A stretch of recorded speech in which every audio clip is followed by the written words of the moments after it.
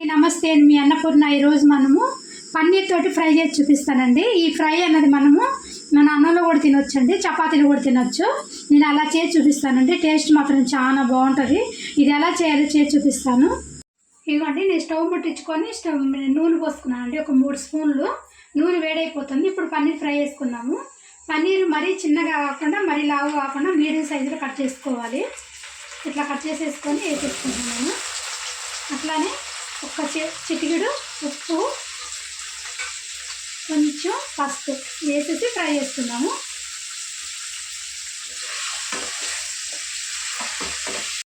ఇదిగోండి, పన్నీర్ ముక్కలు బాగా వేగిపోయింది కదా, ఇట్లా వేసుకోవాలి. ఇప్పుడు మనం తీసేసుకున్నాము అండి. కొంచెం ఆయిల్ ఉంది కదా, ఇందాక 2 స్పూన్లు పోసాను. ఫ్రై అయినా కొంచెం ఆయిల్ ఉందండి. ఇప్పుడు ఇంకొక స్పూన్ వేసుకుంటున్నాను నేను. ఆయిల్ వేడైపోయింది. ఇప్పుడు 1 స్పూన్ జీలకర్ర వేసుకుంటున్నాను నేను. జీలకర్ర కొంచెం వేగిన తర్వాత ఇప్పుడు ఒక్క ఉల్లిపాయ, ఒకటే ఉల్లిపాయ బాగా కొంచెం సన్నగా తరుక్కోవాలి. ఇవ్వండి, ఉల్లిపాయ కొంచెం లైట్గా ఫ్రై అయిన తర్వాత అట్లానే ఇంకొక ఉల్లిపాయ అండి ఇట్లా పేస్ట్ చేసేసుకోవాలి. ఒక ఉల్లిగడ్డ సన్న ముక్కలు వేసుకోవాలి. ఒక ఉల్లిగడ్డ ఇట్లా సన్నగా మిక్సీ పట్టుకోవాలి మెత్తగా.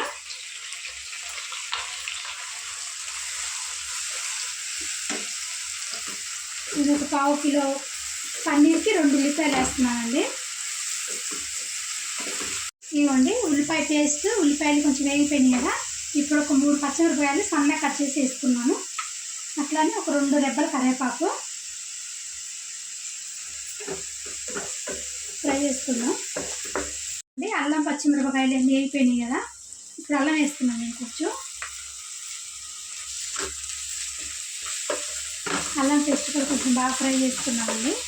ఉల్లిపాయలు పచ్చడిగా వేగిపోయిన తర్వాత, కరివేపాకు వేగిపోయిన తర్వాత అల్లం వెల్లిగడ్డ పేస్ట్ చేసుకోవాలి. ఒక 1/2 స్పూన్ పసుపు,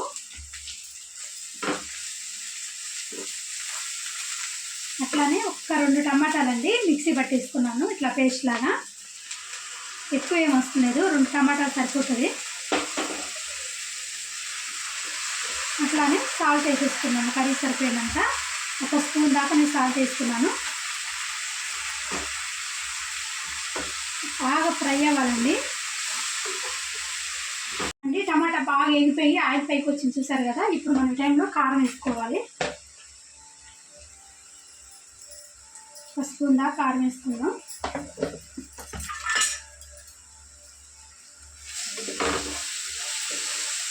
కారం వేసేసి ఒకసారి బాగా కలిపేసుకుందాం.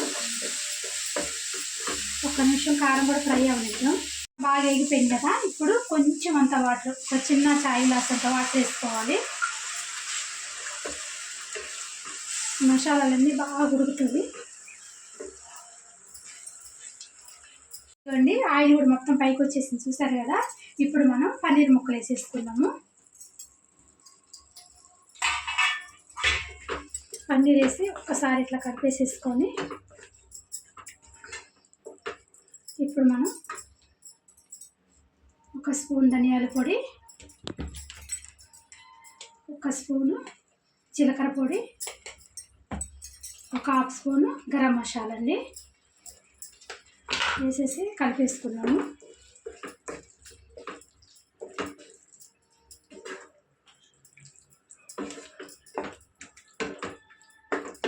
కలిపేసేసి మంట మీడియంలో పెట్టుకొని ఒక 2 నిమిషాలు ఉంచేసుకున్నామండి.